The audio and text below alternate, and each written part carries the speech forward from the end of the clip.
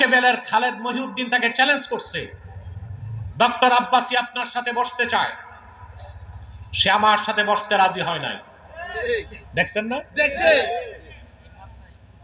বসতে রাজি হয় নাই কেন?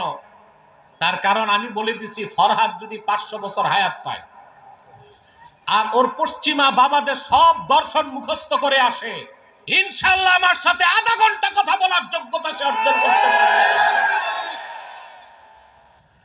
বুদ্ধিজীবী বিগত 15 বছর দেখছি নাস্তিক বুদ্ধিজীবী, এগুলো এখন আছে জেলে, আর কিছু আছে আসামের জঙ্গলে। এখন পুরান পাগলের ভাত নাই, নতুন পাগল আসছে।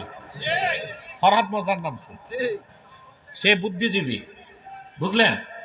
তারপরে সুফিবাদ প্রচার করে, মানব ধর্ম প্রচার করে, সরাসরি ইসলাম বিরোধিতায় লিপ্ত আছে, ঠিক কিনা বলেন?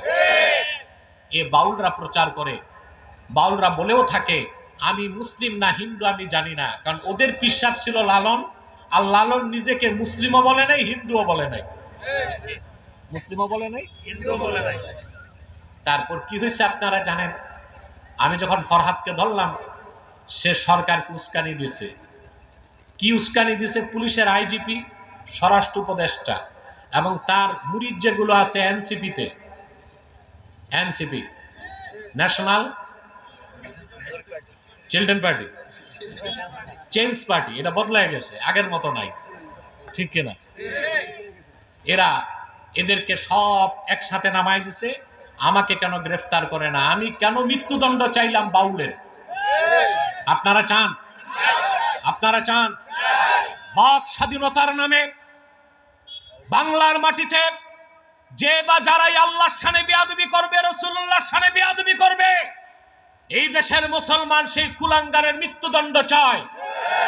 সরকার যদি মৃত্যুদণ্ড দিতে ব্যর্থ হয়, ওটা যদি তাদের বাক স্বাধীনতা হয়, আমরা আমাদের হাতের স্বাধীনতা চালু করে দিব বাংলাদেশে। বাক স্বাধীনতা, যখন খুশি তখন যা ইচ্ছা তা বলবে, এটা বাংলার জমিনে হবে না। হতে দিবেন? আমাদের সবচেয়ে বড় পরিচয় আমরা মুসলমান। এই পরিচয় কি দিয়েছেন? কোরআনে কারীমে আল্লাহ রাব্বুল আলামিন বলেন, قل يا أهل الكتاب تعالوا إلى كلمة سواء بيننا وبينكم ألا نعبد إلا الله ولا نشرك به شيئا ولا يتخذ بعضنا بعضا أربابا من دون الله فإن تولوا فقولوا اشهدوا بأننا مسلمون.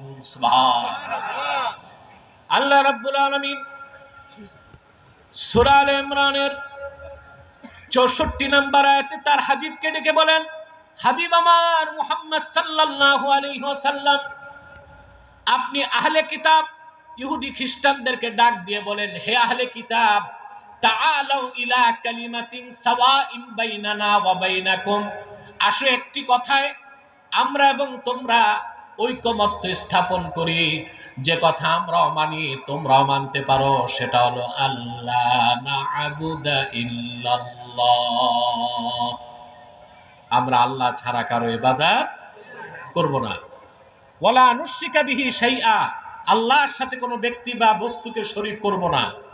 ওয়ালা ইয়াত্তাখিযা বা'দুনা বা'দান আরবাবাম মিন দুনিল্লাহ, আর মহান আল্লাহকে বাদ দিয়া মানুষ হয়ে মানুষকে আমরা রব বানাবো না।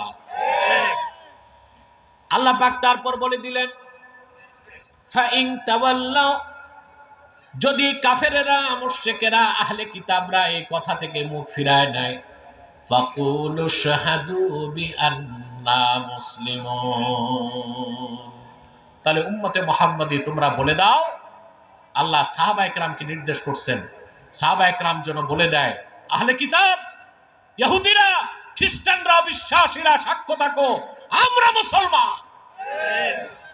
অতএব পরিচয় কি হবে?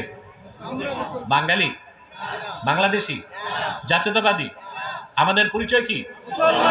মুসলমান। এই পরিচয়কে ভোটের হিসাব করতে যে গোপন করা যাবে?